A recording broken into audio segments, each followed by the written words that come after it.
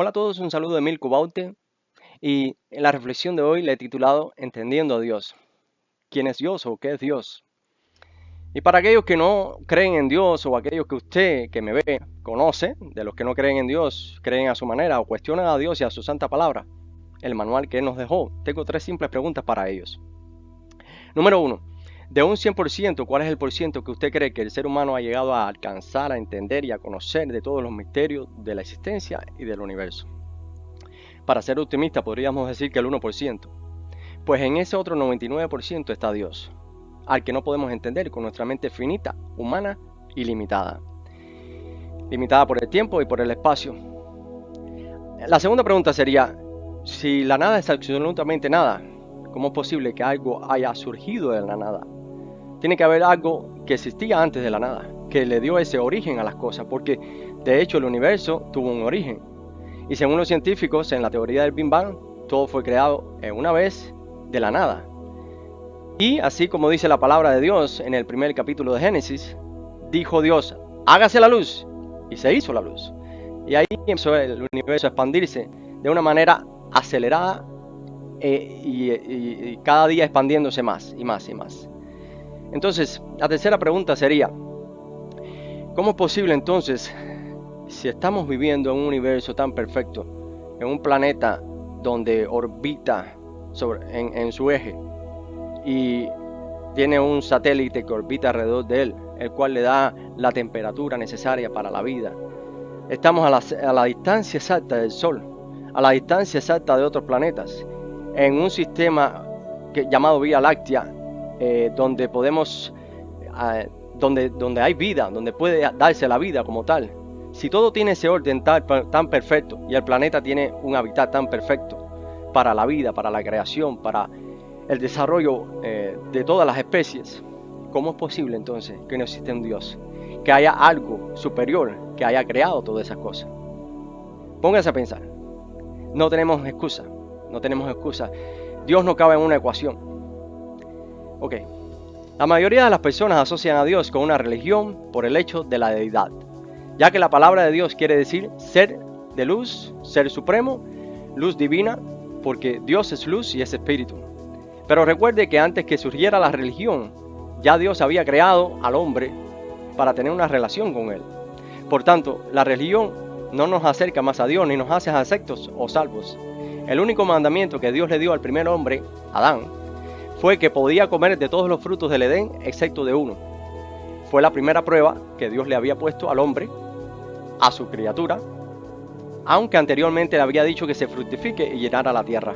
Pero el mandamiento específico que traería consecuencias fatales si desobedecía era precisamente ese: no tocar el árbol que estaba en el medio del huerto, porque sus frutos podían darle una visión del bien y del mal, cosa que Dios no quería que el hombre, para que no perdiera su inocencia. Pero más que un árbol misterioso de conocimiento de bien y el mal, era solo una prueba de obediencia. Una de las religiones o creencias más antiguas eran las del Egipto primitivo, que adoraban varios dioses, aunque el hombre que introdujo al mundo el paganismo, la idolatría y el culto a la personalidad fue Nimrod, el primer monarca y artífice de la Torre de Babel, un monumento humano dedicado a un dios imaginario. Nimrod fue un monarca legendario de Mesopotamia, descendiente de Noé. Ahora, de Adán a Noé pasaron 1000 años y Dios trajo el diluvio como juicio porque la humanidad se había degradado, degenerado, vivía en total desorden y se había vuelto violenta y peligrosa. Pero de Adán a Moisés pasaron 2000 años para que surgiera la primera religión monoteísta. Esta vez Dios llama a Moisés y le da en tablas de piedra las primeras sagradas escrituras, que son los 10 mandamientos escritos por la misma mano de Dios. Dios le da luego la ley a Moisés para conocimiento de pecado y el inicio de las profecías. Pero antes de Moisés existió Abraham, el padre de la fe, por lo que la fe de Abraham es la que nos acerca al Creador, no precisamente la ley de Moisés, que fue dada a un pueblo en la antigüedad para que fuera santo y dedicado a su Dios. Entendemos entonces que somos salvos por cumplir una ley, seguir una ley de mandamientos, que no somos salvos por cumplir una ley, seguir una ley de mandamientos abstinencias y rituales, sino por la fe en Dios por medio de su Hijo, el mismo Dios encarnado, quien se humilló a sí mismo para darnos ejemplo de la vida que debemos llevar, para darnos a conocer su perfecta voluntad, para advertirnos del juicio y para morir por nuestros pecados y nuestros delitos, que es primeramente el de vivir ajenos a Dios, haciendo nuestra propia voluntad. No había otra forma de salvar la raza humana, si no era a través del sacrificio de sangre, a lo que la ley de Moisés tipificaba al Cristo, el Mesías, el Salvador del mundo, el Cordero de Dios, puro y sin mancha. Ya que los ritos y sacrificios de la ley de Moisés era solo un símbolo de lo que vendría a ser Jesús, el Hijo como, el Dios viviente, encarnado, visible, y evidentemente Jesús es Dios, así como el Espíritu Santo de Dios, porque en muchos pasajes de las Escrituras dice claramente que Dios son tres personas y no una. En el primer capítulo de Génesis, el primer libro del Antiguo Testamento, cuando en el verso 26 dice, y dijo Dios, eso en el hebreo antiguo, la palabra que se usa es Elohim, y no precisamente Jehová, porque Jehová era el nombre después que fue identificado Dios para el pueblo, para los hebreos, ¿no? Ahora, esta palabra Elohim es un plural, y por tanto dice, y dijo Elohim, en este versículo 26 del libro, del primer capítulo de Génesis, y dijo Elohim, hagamos al hombre a nuestra imagen y nuestra semejanza.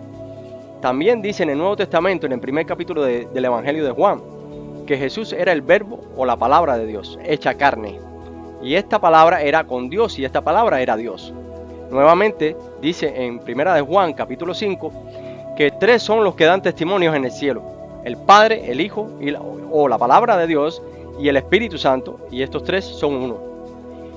Pero antes de seguir explicándole las Sagradas Escrituras y la historia y el cumplimiento de las profecías, quiero que analicen más lo que es Dios para aquellos que creen, los que no creen, los que creen o pretenden conocer a Dios. Dios es luz y es espíritu, como dije antes. Dios no habita en nada creado por las manos del hombre, ni le da poder o autoridad a cosa alguna de la tierra o la naturaleza, aunque la naturaleza misma es controlada por Dios, ya que Él es quien pone orden en el universo. Crearse imágenes de Dios es un pecado de inmadurez y desconocimiento espiritual condenado en los mandamientos. El mismo que engañó a la mujer creada en el Edén es el mismo que crea estas cosas en la mente y la imaginación de las personas que no conocen bien a su Creador. La gente se pierde por falta de conocimiento. Por eso Jesús nos ordenó a escudriñar las Escrituras, o sea, estudiar bien las Escrituras, dejándonos guiar primeramente por su Santo Espíritu que está en todas partes. Habla a toda conciencia y ordena todas las cosas invisibles y visibles. Algunos que dicen creer en Dios no lo ven como un ser divino, sino como una luz divina, invisible, algo que existe en todo el universo o universos, aquello que da orden a las cosas existentes, la materia y antimateria, algo superior a las tres dimensiones en que vivimos y nos movemos, algo así como energía cósmica. Pero toda energía tiene una fuente, tiene que ser generada. Por lo tanto, así como algo anterior a la nada ya existía, algo superior a la energía cósmica que expande ese universo, algo más que materia o antimateria, algo superior y más inteligente existe, y es la que pone orden a las cosas. Niéguenlo o no, Dios es real, no tiene forma de ser explicado. No podremos nunca conocer todos los misterios en el corto tiempo que tenemos y que tiene nuestra existencia en el planeta Tierra. Así otros sigan nuestro legado o investigaciones, siempre estaremos limitados al conocimiento y al poder existente porque somos creados y dependemos de quien nos creó. La verdad no es relativa, porque de ser relativa no existiríamos. La verdad no es basada en opiniones ni en suposiciones, sino en la información correcta dada por Dios en sus instrucciones. Dios nos dio el manual de instrucciones para conocer su voluntad y está en su palabra, que es la verdad. La verdad no es absoluta, la verdad es simplemente la verdad, la cual viene de Dios y es Dios mismo. Los científicos mismos no se ponen de acuerdo con la existencia, el origen del universo y todos los misterios que desconocemos por nuestra mente finita, diminuta e insignificante. Llamarle ciencia al conocimiento humano es un error. La ciencia viene de Dios, porque Dios es ciencia y no religión. Todo lo demás es conocimiento humano limitado. Todo lo que sepa, descubra y siga descubriendo el hombre o los humanos es simplemente conocimiento limitado. No puede dar nada por seguro porque Dios no cabe en una fórmula, ecuación, ni siquiera en todo el universo. Los científicos con más credibilidad que han existido nunca negaron la existencia de Dios. De hecho, los científicos hoy en día, en su mayoría, tienen en cuenta a Dios, a un creador, sea como sea, de la forma o el prototipo que sea, explicado como ciencia o como posibilidad, aunque negando muchas veces su palabra, pero el hecho es que reconocen a Dios como deidad y poder creativo. Y si quieres una simple comparación, te puedo decir que así como nuestro cuerpo físico está compuesto de partes, de órganos, de tejidos, nervios, arterias, venas, oxígeno, agua, neuronas y células, Dios es como el cuerpo donde habitamos, que es este extenso e infinito universo. Nosotros, sus criaturas, venimos siendo como las células diminutas que se mueven por ese cuerpo a través de la sangre, nervios y demás, por lo que habitamos dentro de Dios, quien es el que controla todo el cuerpo y todos los miembros a través de la mente. Esto es tratándoles de dar una explicación más adecuada a lo que Dios significa, para que no siga en el engaño de la religión, sea cual sea, ni crea que por hacer algo, dejar de hacer, cumplir con dogmas y reglas, que es lo que en realidad es la religión, dogmas hechos por hombres, quienes crearon a su propio Dios o dioses, usted va a ser aceptado, recibido y amado por Dios. Y si hablamos de mandamientos, déjeme decirles que la Biblia, que quiere decir biblioteca, porque es un conjunto de libros escritos por 42 autores en diferentes tiempos, en diferentes edades, con 69 libros en total, no tiene solo 10 mandamientos. Ese fue el inicio de una serie de leyes, mandamientos, estatutos y ética que debía saber y cumplir el pueblo de Israel, pueblo que Dios escogió por la fe de Abraham y el pacto que hizo con él para santificar a su descendencia. En el Antiguo Testamento hay 693 mandamientos que se encuentran en los libros de Éxodo, Números, Deuteronomio y Jueces, mientras que en el Nuevo Testamento hay 1050 mandamientos que se encuentran no solo en los Evangelios, sino en todo el Nuevo Testamento, desde San Mateo hasta Apocalipsis. ¿Cree usted entonces que si una persona es incapaz de cumplir con 10 mandamientos, 10 simples mandamientos, cumplirá con 1050? No. Pero para eso es para lo que vino Jesús, el Mesías, para interceder por nosotros, los que creemos por fe, no por vista, y somos salvos por gracia y no por obras. Jesús vino no solo a redimir la raza humana, perdida y sin remedio, sino a hacernos libres de pecado, de ignorancia, incredulidad, indiferencia ante Dios y librarnos de la ley que fue hecha para maldición. Porque escrito está, maldito aquel que no guarde la ley escrita en este libro. Y esto lo dice exactamente en Gálatas 3:10, capítulo 3, versículo 10 del Nuevo Testamento. Porque todos los que son de las obras de la ley están bajo maldición, pues escrito está, maldito todo el que no permanece en todas las cosas escritas en el libro de la ley para hacerlas.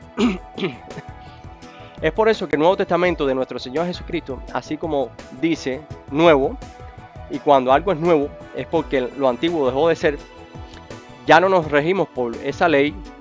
También en 2 Corintios capítulo 3 versículo 6 del Nuevo Testamento dice, Él mismo nos capacitó como ministros del nuevo pacto, no de la letra, sino del Espíritu, porque la letra mata, pero el Espíritu vivifica. Y cuando aquí habla de letra, se refiere a la ley. De hecho, la ley de Moisés. Jesús reprendió fuertemente a los religiosos en su época, hace unos 2000 años, llamándolos víboras, generación adúltera, sepulcros abiertos, hipócritas, etc. De hecho, fueron los religiosos los que pidieron la crucifixión de Jesús ante Pilato, el gobernador romano en Judea. Y así es como hoy en día los religiosos cada día crucifican al Maestro. Pisotean su sangre derramada, viviendo una hipócrita apariencia, juzgando, condenando a otros, siendo que ellos mismos son culpables de juicio, primeramente por juzgar por sus hipocresías e inmoralidades. Porque no hay ningún ser humano en la tierra que esté libre de pecado, que haga el bien y no peque, que sea íntegro y viva en toda santidad, en total santidad. Lo cual no quiere decir que viva aislado del mundo, en pura meditación, pero lea el libro de Romanos en el Nuevo Testamento, en el capítulo 1, y verá lo que dice sobre la culpabilidad del hombre. Estamos en el mundo, pero no somos del mundo. Tenemos un propósito y misión que cumplir. Hemos venido al mundo en pecado porque hemos heredado el pecado del primer hombre creado, Adán, para escoger dónde vamos a pasar la eternidad. Y no hay que ser malo para ir al infierno, ni ser bueno para ir al cielo. Solo hay que nacer para estar destinados a una condenación eterna o escoger seguir a Dios por fe y en obediencia para decidir una eternidad gloriosa con Él en el cielo. No el cielo azul debajo del sol, no en el firmamento más allá del sol, sino en la dimensión de Dios, el tercer cielo o el paraíso. Si te gustó esta reflexión, estás de acuerdo y quieres compartirla, ingresa por este medio a la página de YouTube y comparte el link. Dios le bendiga ricamente. Un saludo cordial de Mirko Baute, escritor, profesor y filósofo cristiano. Los amo en el amor de Cristo. Gracias. Bye.